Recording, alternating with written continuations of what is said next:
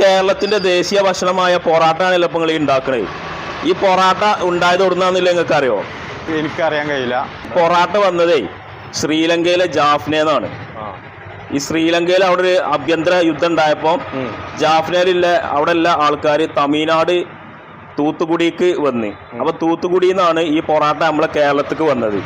1970-80 കാലഘട്ടത്തിലാണ് ഈ പൊറാട്ട കേരളത്തിൽ വന്നത്. ആദ്യം സിലോൺ പൊറാട്ട എന്ന് ഇനി പൊറാട്ടക്ക് പറയാം. നമ്മളെ കാവനൂര് പഞ്ചായത്തിലെ ഏറ്റവും നല്ല പൊറാട്ട കിട്ടുന്ന പൊറാട്ട കമ്പനിത്തെ ആളാണിത്.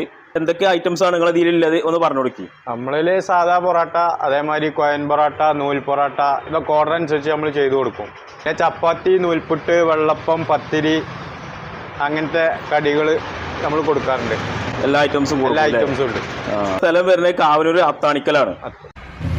ആവശ്യമുള്ളവർ താഴെ കാണുന്ന ഈ നമ്പറിൽ ബന്ധപ്പെടുക.